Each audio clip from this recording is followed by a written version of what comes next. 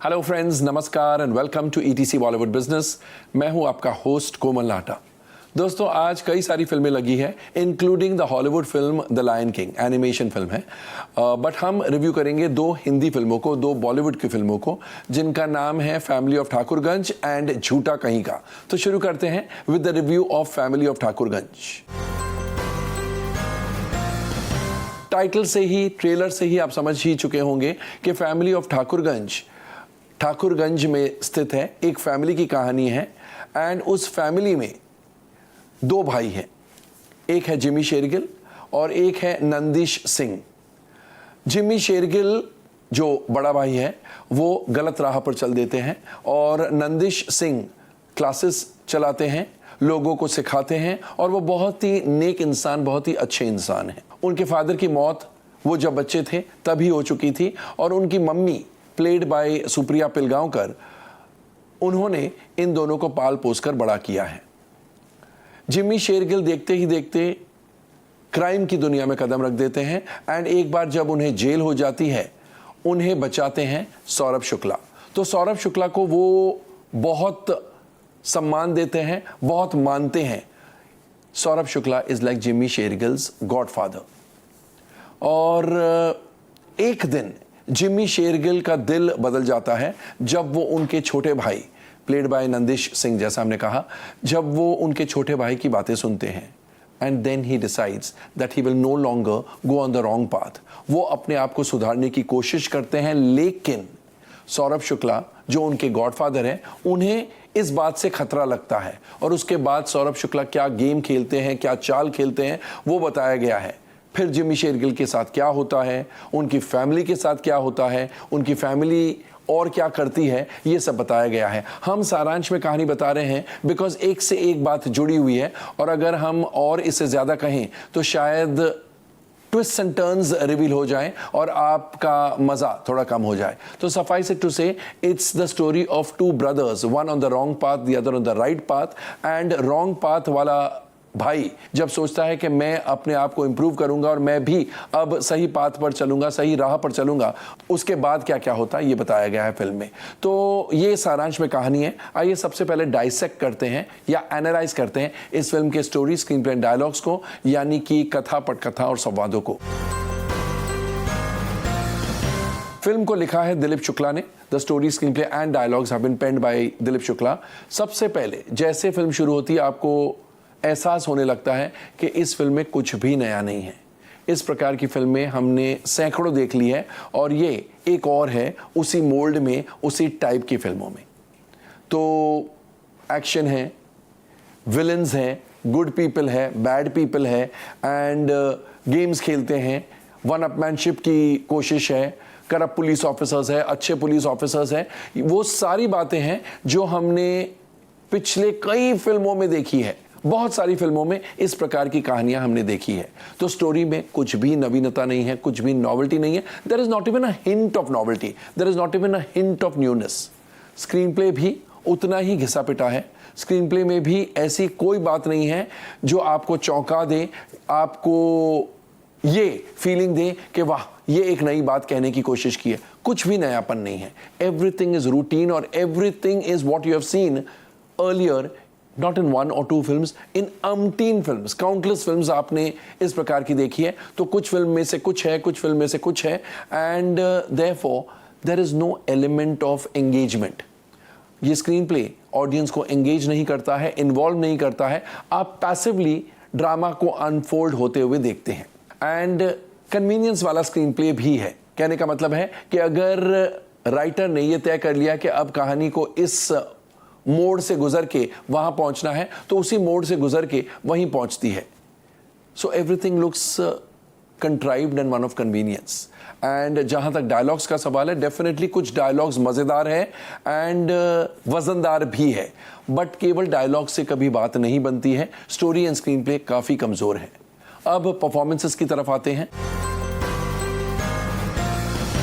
Jimmy Shergill जो कि बड़ा भाई है एंड जो गलत राह पर है, he is done a fine job. But इस प्रकार की फिल्मों में जिमी शेरगिल ने बहुत काम किया है, इसलिए उनके काम में भी, उनके एक्टिंग में भी, उनके परफॉर्मेंस में भी नयापन कुछ लगता ही नहीं है।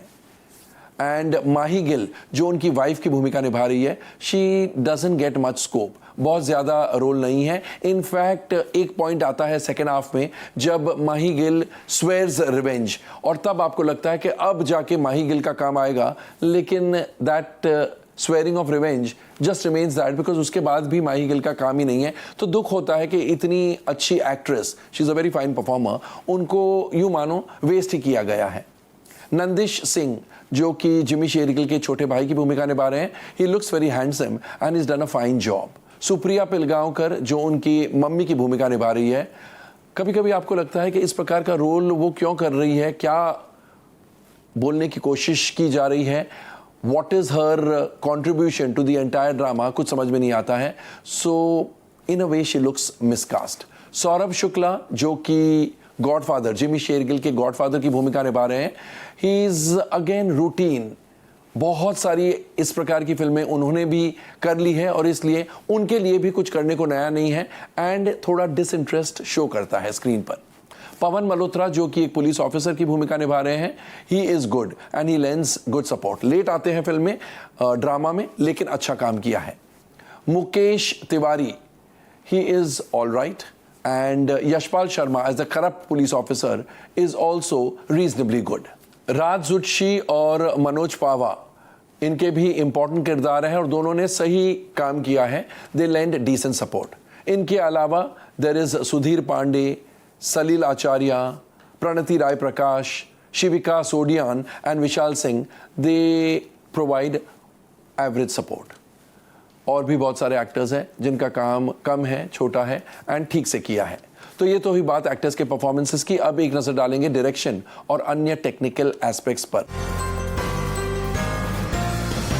मनोज के झा के निर्देशन में ये फिल्म बनी है और कहना पड़ेगा कि उनका निर्देशन भी बहुत ही रूटीन है, कुछ नया नहीं है। सो जैसी स्क्रिप्ट वैसा ही निर्देशन, and this kind of direction probably went out of fashion in the 80s और 90s। फिल्म में संगीत साजिद वाजिद का है और उन्हीं का बैकग्राउंड स्कोर भी है and the lyrics are by Danish Sabri. तो सॉन्ग्स के बारे में हम ये कह सकते हैं कि they are average, commonplace गाने हैं and background score also doesn't add much to the drama. Lyrics are functional. Choreography Chinni Prakash और राजू खान की है and that is also nothing to shout about. Cinematography by Yogesh Jani is all right and production designing है राम किशोर त्रिपाठी की जो कि ठीक ठाक है and चंद्रशेखर प्रजापति की editing is loose। इससे ज़्यादा टाइट एडिटिंग होती तो शायद थोड़ा इंटरेस्ट लोगों का ज़्यादा होता। All in all family of Thakurganj एक इतनी रूटीन कहानी है, इतनी कॉमन प्लेस कहानी है और इतनी run of the mill film है कि ये बॉक्स ऑफिस पर कुछ विशेष नहीं करेगी। हाँ, बिहार और यूपी जैसे सर्किट्स में, खासकर बी और सी क्लास सेंटर्स, इन सर्किट्स के बी और सी क्लास सेंटर्स में थोड़ी बहुत ठीक जा सकती है, but overall family of Thakurganj will meet with a disastrous fate at the box office, super flop. यहां पर हम आपको बता दें कि आज फैमिली ऑफ ठाकुरगंज की ओपनिंग भी बेहद कमजोर है। तो ये था review of family of Thakurganj. अब हम रिव्यू करेंगे झूठा कहीं का को। झूठा कहीं का is a comedy film. Rishi Kapoor अपने साले और बेटे के साथ रहते हैं। उनका बेटा played by Omkar Kapoor and the brother in law is played by Rajesh Sharma. बेटे को विदेश आना है, वहां पर काम करना है, लेकिन ऋषि कपूर चाहते हैं कि ओमकार कपूर इंडिया में रह के उनका हाथ बटाए, बट बेटा सुनने वालों में से नहीं है और इसलिए वो विदेश आता है और विदेश में आकर ही falls in love with a girl played by Nimisha Mehta. लड़की की एक ही कंडीशन है कि वो शादी अगर करेगी अपने मम्मी पापा को नहीं छोड़ेगी, because her father is wheelchair bound. Mother and father are played by Lalit Dubey and Manoj Joshi, and Manoj Joshi wheelchair पर है, वो चल नहीं सकते, इसलिए निमिषा मेहता कहती है कि मैं मेरा घर नहीं छोड़ूंगी। तो ओमकार कपूर को निमिषा मेहता से इतनी मोहब्बत है कि वो झूठ बोलते हैं। वो ये कहते हैं कि मेरा तो आगे पीछे कोई नहीं है दुनिया में, इसलिए मैं शादी करके घर जमाई बन जाऊंगा, तुम्हारे साथ ही रहूंगा। एक दिन सडनली ऋषि कपूर अपने साले यानी राजेश शर्मा के साथ विदेश पहुंच जाते हैं and as luck would have it वो बगल के बंगलों में रहते हैं।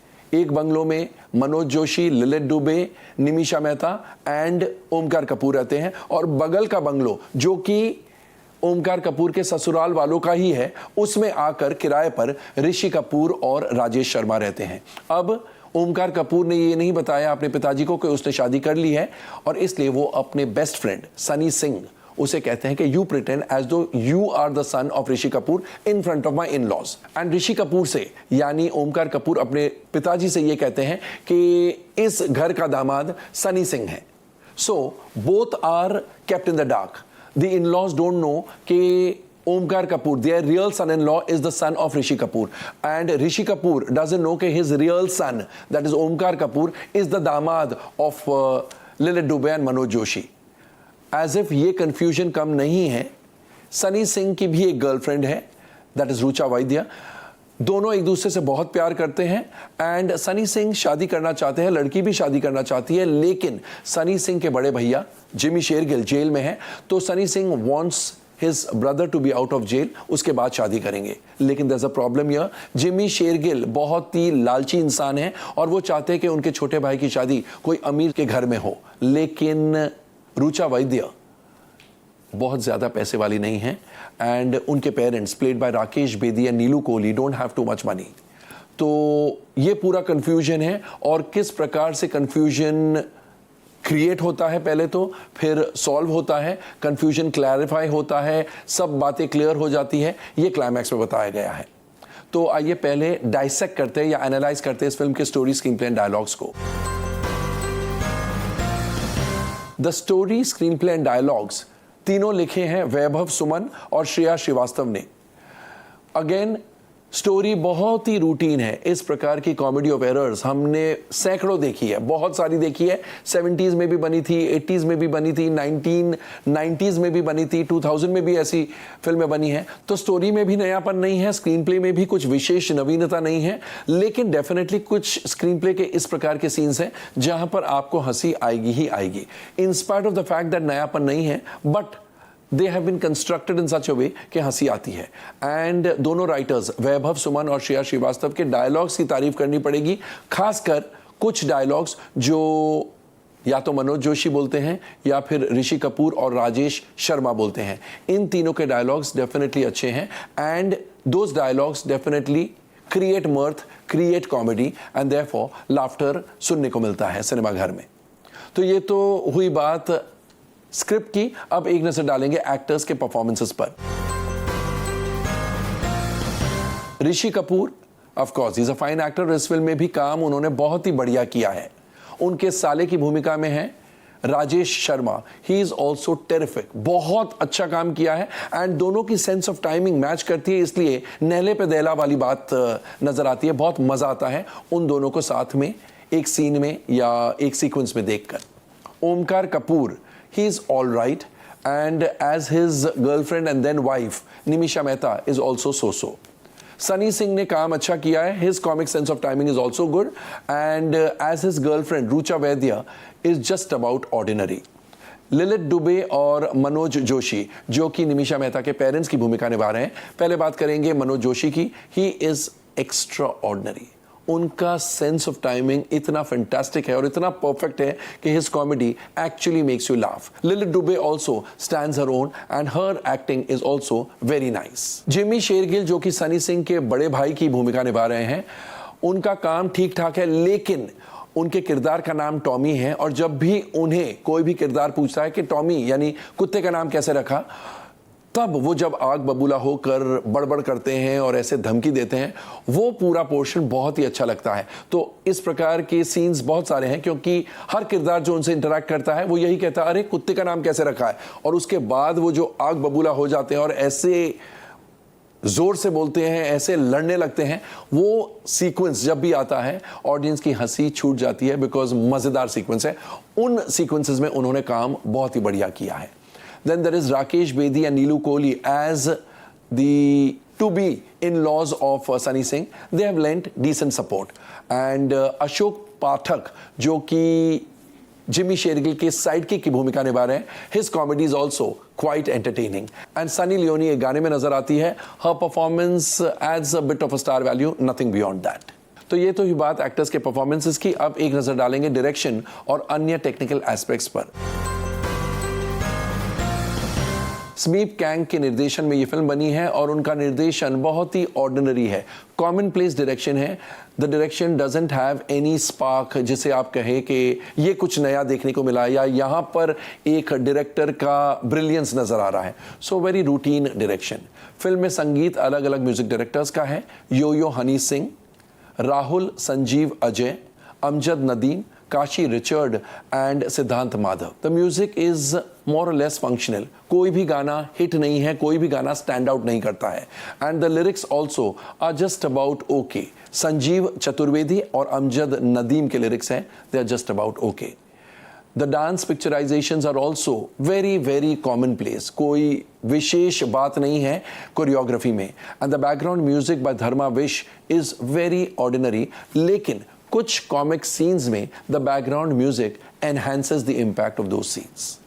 सिनेमाटोग्राफी आकाशदीप पांडे की है एंड ठीक ठाक है, not bad but not very good और नॉट एक्स्ट्राऑर्डिनरी ऑल्सो।